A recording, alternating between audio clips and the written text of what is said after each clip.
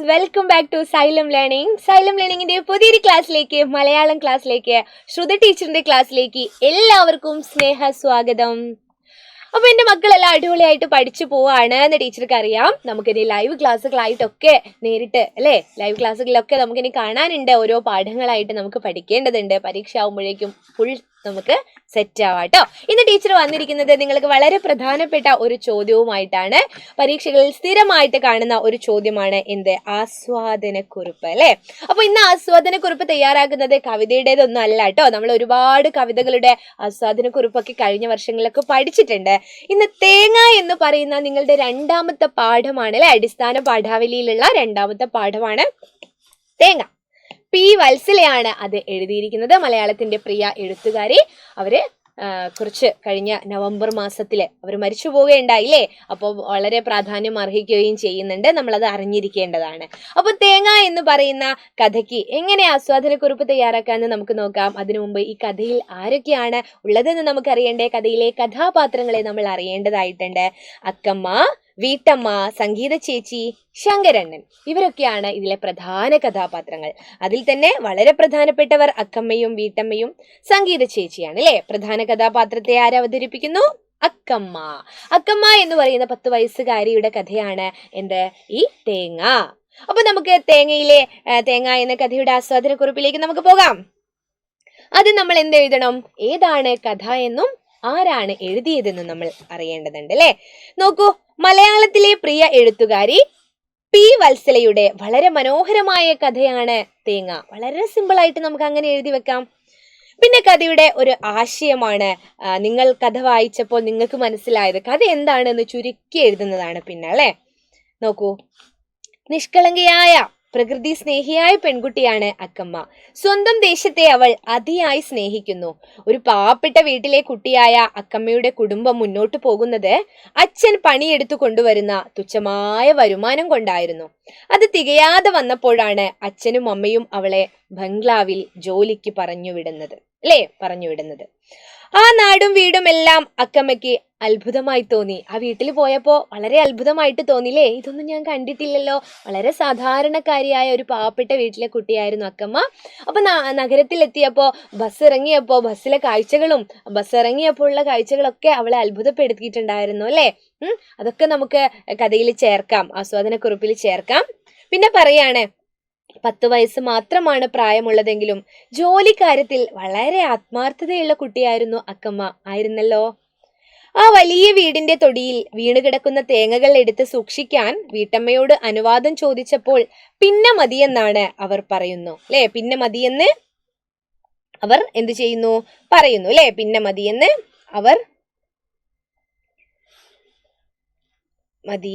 അവർ പറയുന്നു.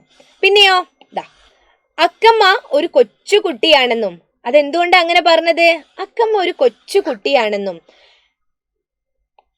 അവൾ മഴ നനയരുതെന്നും അത്രയും തേങ്ങയേറ്റി നടക്കാൻ അവൾക്കാവില്ലെന്നും വീട്ടമ്മയ്ക്ക് അറിയാം. അതുകൊണ്ടാണല്ലേ, അവള് ചെറിയ കുട്ടിയാണ്. അപ്പോ മഴ നനയണ്ട, അത്രയും തേങ്ങയേറ്റി നടക്കാൻ ആർക്ക് ബുദ്ധിമുട്ടാണ്? അക്കമ്മയ്ക്ക് ബുദ്ധിമുട്ടാണ് എന്ന് വീട്ടമ്മയ്ക്ക് അറിയാവുന്നത് കൊണ്ടാണ് അങ്ങനെ പറഞ്ഞത് അല്ലേ. പിന്നെ എന്താണ് പറയുന്നത്? എന്നിട്ടും തേങ്ങ സൂക്ഷിച്ച് സംഭരിച്ച ആ കുഞ്ഞു മനസ്സിന്റെ നന്മ കണ്ട് വീട്ടമ്മ അവളെ മാറോടണച്ചു. അവൾ തന്റെ മക്കളെ പോലെ അക്കമ്മയെയും ലാളനകളാൽ വീർപ്പ് മുട്ടിച്ചു. വീട്ടമ്മയിലെ മാതൃഹൃദയത്തെ ഇവിടെ നമുക്ക് തൊട്ടറിയാം. തെങ്ങുകളും തേങ്ങകളും പ്രകൃതിയുടെ വരദാനങ്ങളാണ്. അക്കമ്മയ്ക്ക് അവ ഇഷ്ടവസ്തുക്കളായത് അക്കമ്മയ്ക്ക് പ്രകൃതിയോടുള്ള അടുപ്പമാണ് കാണിക്കുന്നത്. എന്തുകൊണ്ടാണ് തേങ്ങയും തെങ്ങിൻ തോപ്പൊക്കെ അവൾക്ക് ഇഷ്ടായത്? പ്രകൃതിയെ ഇഷ്ടമായത് കൊണ്ടാണ് അല്ലെ. പ്രകൃതിയോടുള്ള അക്കമ്മയുടെ അടുപ്പമാണ് ഇവിടെ കാണിക്കുന്നത്. അത് നിങ്ങൾക്ക് നിങ്ങളുടേതായ ഭാഷയിൽ അവിടെ എഴുതി വെക്കാം. പിന്നെ നമ്മൾ പറയുന്നു, കുറേ പ്രയോഗങ്ങളൊക്കെ ഉണ്ട് അല്ലെ. കരയുന്ന മഴയും ചുവന്നു കലങ്ങിയ വെയിലും കണ്ണീരുണങ്ങിയ നീർച്ചാലും അവൾക്ക് പ്രിയങ്കരങ്ങളാണ് അല്ലെ. അവളുടെ അവസ്ഥയും കൂടിയാണ് കാണിക്കുന്നത് അല്ലെ. വളരെ സങ്കടകരമായ ദാരിദ്ര്യം നിറഞ്ഞ ഒരു അവസ്ഥയിൽ നിന്നാണ് അവൾ ഇവിടെ ജോലിക്കായിട്ട് എത്തുന്നത്. തേങ്ങ മാറോടമർത്തി തേങ്ങാപുരയിൽ കൊണ്ടു നിറയ്ക്കുന്ന അക്കമ്മയെ ഒരു ഭ്രാന്തിയായിട്ടാണ് സംഗീത ചേച്ചി കാണുന്നത് അല്ലെ. ആ വലിയ വീട്ടിലെ കുട്ടി, അവൾ അത്രയും തേങ്ങയൊക്കെ ഇങ്ങനെ പെറുക്കി തേങ്ങാക്കൂട്ടിൽ കൊണ്ടുവെക്കുന്ന കാണുമ്പോൾ അവിടുത്തെ ചേച്ചിക്ക് അല്ലെങ്കിൽ അവിടുത്തെ കുട്ടിക്ക് എന്താ തോന്നുന്നത്? ഈ കുട്ടിക്ക് ഭ്രാന്താണ് എന്ന് പറയാണ് ചെയ്യുന്നത് അല്ലേ. എന്നാൽ മഴ നനഞ്ഞും വെയിലേറ്റും പുൽപ്പടർപ്പിൽ മറഞ്ഞും ആരാലും ശ്രദ്ധിക്കപ്പെടാതെ അനാഥമായി കിടക്കുന്ന തേങ്ങകളെ സംരക്ഷിക്കാത്തതാണ് ഭ്രാന്തെന്ന് അക്കമ്മ കരുതുന്നു. സംഗീത ചേച്ചി, ഇതാണ് ഭ്രാന്ത് എന്ന് പറയുന്നു. എന്ത്? അക്കമ്മ തേങ്ങയൊക്കെ എടുത്ത് ഇങ്ങനെ സൂക്ഷിച്ചു കൊണ്ട് വെക്കുന്നത് അല്ലേ? അപ്പോ അക്കമ്മ നേരെ തിരിച്ചാണ്. ഇത്രയും നാൾ ഇവിടെ ഇങ്ങനെ അനാഥമായി കിടന്ന, പുൽപ്പടർപ്പിലൊക്കെ അനാഥമായി കിടന്ന, ആരും ശ്രദ്ധിക്കാതെ കിടന്ന ഇതല്ലേ ഭ്രാന്ത്, ആരും നോക്കാത്ത ഈ കാര്യമല്ലേ ഭ്രാന്ത് എന്നാണ് അക്കമ്മ ചിന്തിക്കുന്നത്. എന്നാൽ ആ വലിയ വീട്ടിലെ കുട്ടി നേരെ തിരിച്ചായിരുന്നു ചിന്തിച്ചത് അല്ലേ? വീട്ടിലെ പട്ടിണി കൊണ്ടാണ് കൊച്ചുകുട്ടികൾ ജോലിക്കിറങ്ങുന്നത്. വീട്ടിലെ പട്ടിണി കൊണ്ടല്ലേ കൊച്ചുകുട്ടികൾ ജോലിക്കിറങ്ങുന്നത്. കുട്ടികൾ ജോലിക്കിറങ്ങുന്നത് അല്ലേ? ബംഗ്ലാവും ചുറ്റുപാടുകളും കണ്ട് അത്ഭുതപ്പെടുകയും വീട്ടമ്മയുടെ സ്നേഹം കണ്ട് അവൾ സന്തോഷിക്കുകയും ചെയ്യുന്നു. സ്വന്തം ഗ്രാമത്തെ പറ്റി ഇടയ്ക്ക് അവൾ ഓർക്കാറുണ്ടെങ്കിലും പട്ടിണിയെ കുറിച്ചോ ചിന്തിക്കാറില്ല അല്ലെ? പട്ടിണിയെ കുറിച്ച് ചിന്തിക്കാറില്ല എന്ന് മതി. പട്ടിണിയെ കുറിച്ച് ചിന്തിക്കാറില്ല.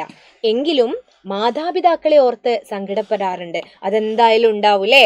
ദൂരെ നാട്ടിൽ വരികയാണ്, അപ്പോ അച്ഛനും അമ്മയെ കുറിച്ചും അവരോടൊത്തുള്ള ആ സമയത്തെ കുറിച്ചെല്ലാം അവൾ ഓർക്കുന്നില്ലേ? ഏത് കുട്ടിക്കും താങ്ങും തണലും അച്ഛനമ്മമാർ തന്നെയാണ് അല്ലേ? നമ്മൾ വേറെ എവിടെ പോയാലും നമുക്ക് ആ ഒരു സുരക്ഷിതത്വം അനുഭവിക്കാൻ പറ്റില്ല. അച്ഛൻ്റെ അമ്മയുടെ അടുത്ത് കിട്ടുന്ന ആ ഒരു സുരക്ഷിതത്വ ബോധം നമുക്ക് എവിടെയും കിട്ടില്ല അല്ലേ?